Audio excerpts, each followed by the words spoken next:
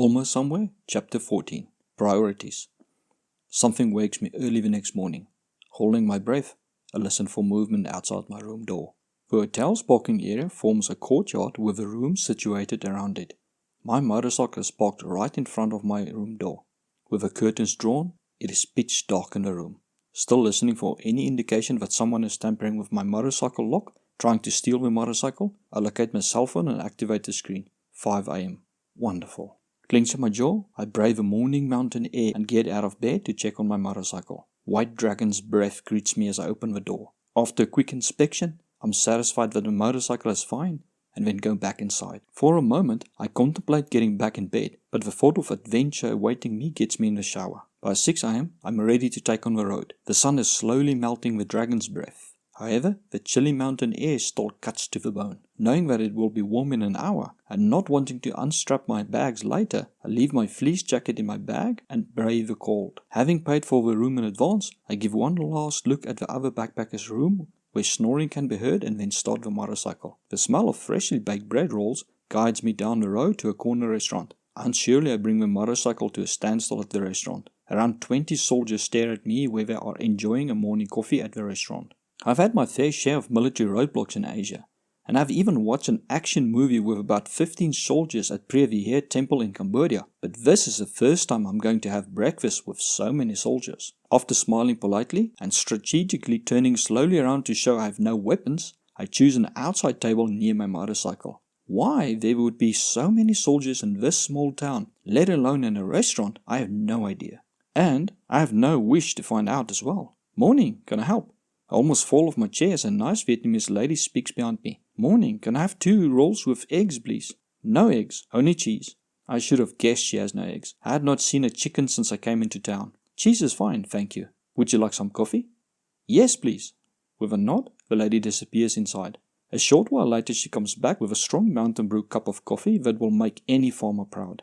The wonderful coffee aroma mixed with the mountain air works hard on me, urging me to stay another day. Sadly I decline the offer. I have a long distance still to go. Next time, in amazement, I watch as the lady takes 2 rolls and then places them on a small coal grill, toasting them. When she is satisfied they are nicely toasted, she spreads cheese wedges on them. In the cold morning air, the 2 warm toasted cheese rolls are divine. While wolfing down my breakfast, around 6 backpackers take to the road and pass me. With the urge to see the coast spurring me on, I do not lollygag at the restaurant, and soon I'm on the road. Just a road down from a restaurant, I found out why there are a platoon of soldiers in the restaurant. The town is built around an army base. Yellow flags with red stars are far more common the more north you go, as well as the Russian Communist star, hammer and sickle flags. If this were the 1960s, I would have been in deep trouble and in the thick of it. On this remote section of road, this little town is an amazing gem and deserves a revisit.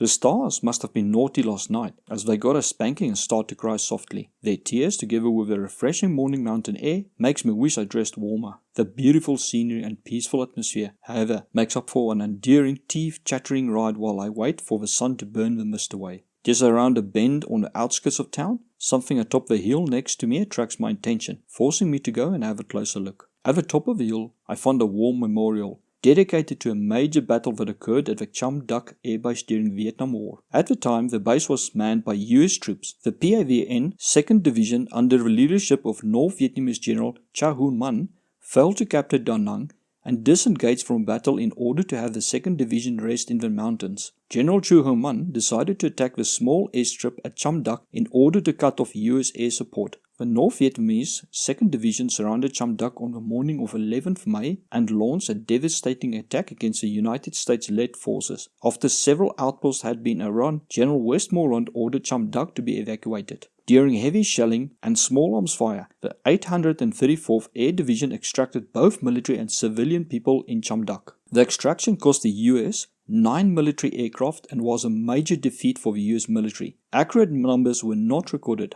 However, the combined services reported the highest number of missing personnel in any battle in Vietnam, 31. 3 were rescued during the following week, 1 was captured and held as a POW until March 1973, and 15 were later listed as killed in action. 9 bodies were recovered, 6 not. As I stand on top of the hill, admiring the countryside, I reflect on yesterday when I almost pressed onto Hoi An. I'm glad I listened to my gut in stopping here. and not following the plan the stranded backpack I met yesterday had. After paying my respects to the fallen soldiers from both sides, I take to the road again. The scenery is breathtaking, with the river running next to the road on the right, with lush green forest on the left. With water running over rocks and birds greeting the new day with joyful songs, I take on the road. Some backpackers head for the off-roads, wanting to experience riding Vietnam on an off-road motorcycle in the mud. For me, the road I have taken is riding, and experiencing the country and culture. However, regardless of your likes and dislikes, Vietnam seems to wrap you up in its charm, making you not want to leave. A short distance out of town, a massive dam wall attracts my attention, and I stop on a bend where a large grass and scrub area affords one an excellent view of the dam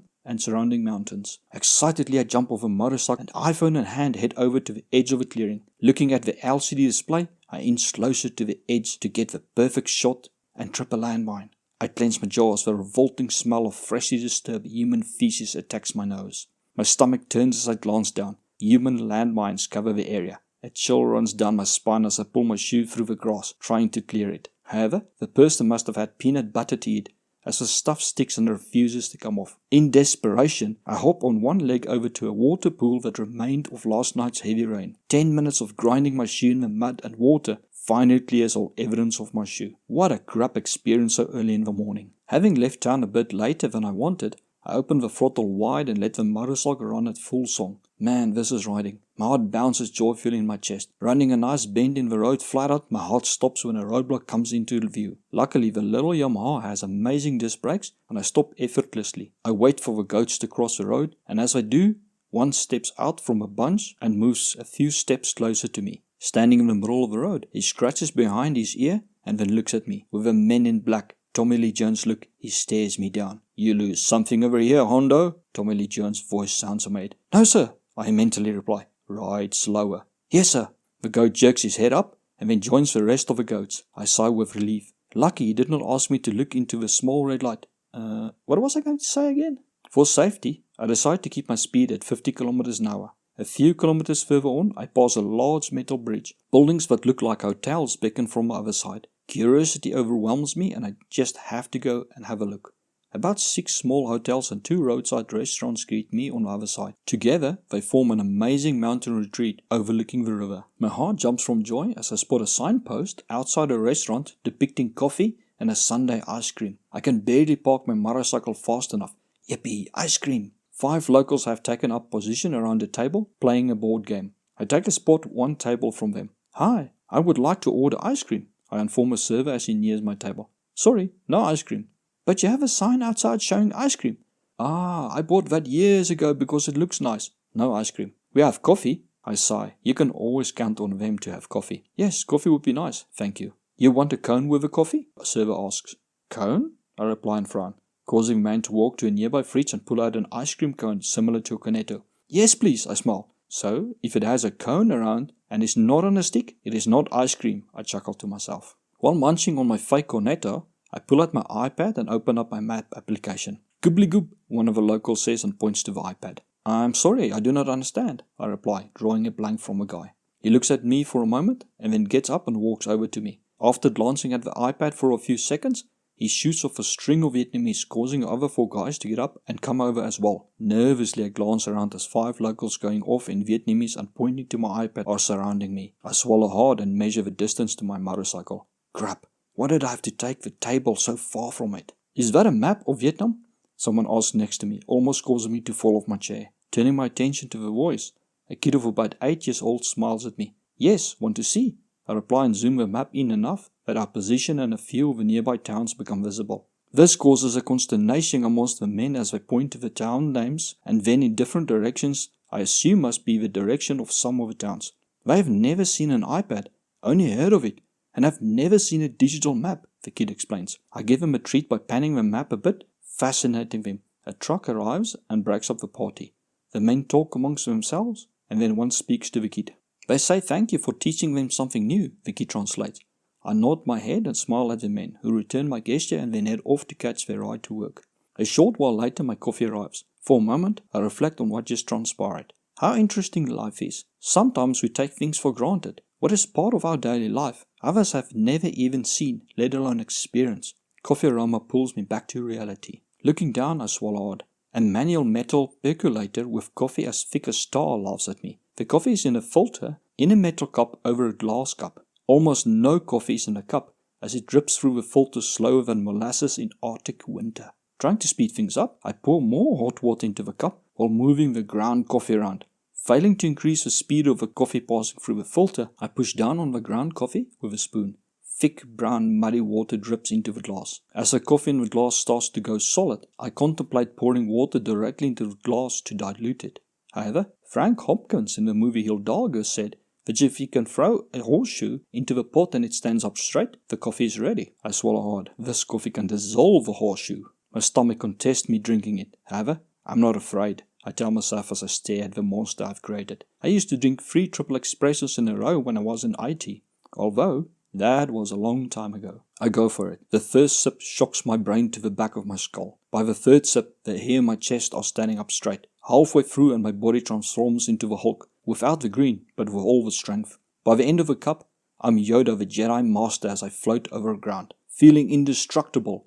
I decide to take on the road, all the way to Hanoi. What is this sissy business of sleeping? Who needs sleep? 1,000 kilometers in a day? Ha, that's nothing. When you come down from this high, you're going to crash right through Earth to the other side. Tiny voice whispers in my ear. I drown the voice out by giving the motorcycle more throttle, causing me to approach a bend too quickly, forcing me to close the throttle and brake hard. Adrenaline pulses through my body as I exit the turn. A monster of uphill stares down at me. However, Superman has nothing on me now. I smile as I yank the throttle wide open to blast open this meager anthill. Shock and dread rush through my body and wash the caffeine instantly away. The motorcycle has no power. I hold the throttle wide open but only manages 45 kilometers an hour, while I should easily get 70. I shake my head. Is the coffee affecting my judgment? Is the hill steeper than my eyes can judge? Only one way to find out. Wait for the downhill. Seconds become minutes as I crawl up the hill. Finally, the nose of the motorcycle points down. I jerk when the engine backfires. A second backfire causes me to back halfway of the throttle. Slowly, the speed increases to 60 kilometers an hour. I take a chance in opening the throttle. An icy chill runs down my spine as the engine backfires again. Cold sweat and goosebumps cover my body. Did I blow the engine? Distracted, I miss a turn off as I pass through a small village. Unsure if this is, in fact, my turn off. I slow down and double check the route using my iPhone.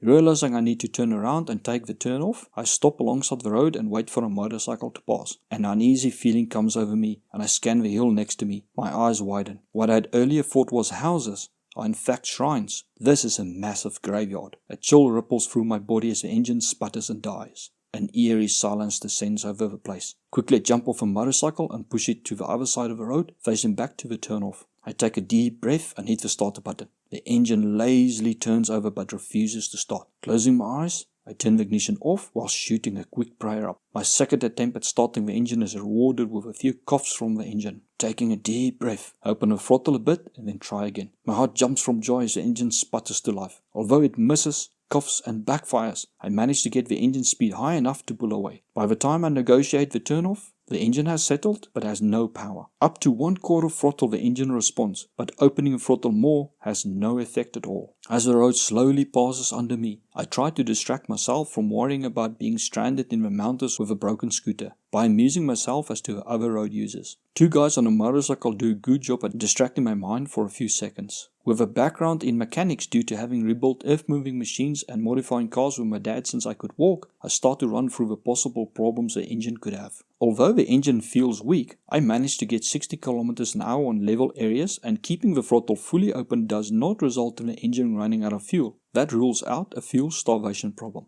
With a fixed ignition with no timing advance, it rules out electrical or timing issues. This leaves just one possibility: the carburetor itself possibly blocked jets or fuel passages in the carburetor. As to confirm my suspicion, I watch in horror as the fuel gauge drops drastically faster than normal. With the tools and knowledge to strip and clean the carburetor alongside the road, I contemplate stopping for repairs as I pass a few small villages. Failing to spot any shop that remotely would have parts should something be broken, I press on. As long as the motorcycle is still running, I'm making progress. Every kilometer I do is a kilometer closer to Hoi An and Da Nang, both large towns that should have Yamaha dealers. If I do break down, I will pay a local to tow me to Hoi An. Towing is actually common in Asia. Normally, the two riders hold each other's hands, or the rider with a good motorcycle puts his right foot on the footrest of a broken scooter and pushes against it as he handles his scooter. Strangely, the engine does not miss or backfire again, it just does not have any power. Thank you for watching. If you enjoyed this video, please give it the thumbs up and share it with your friends.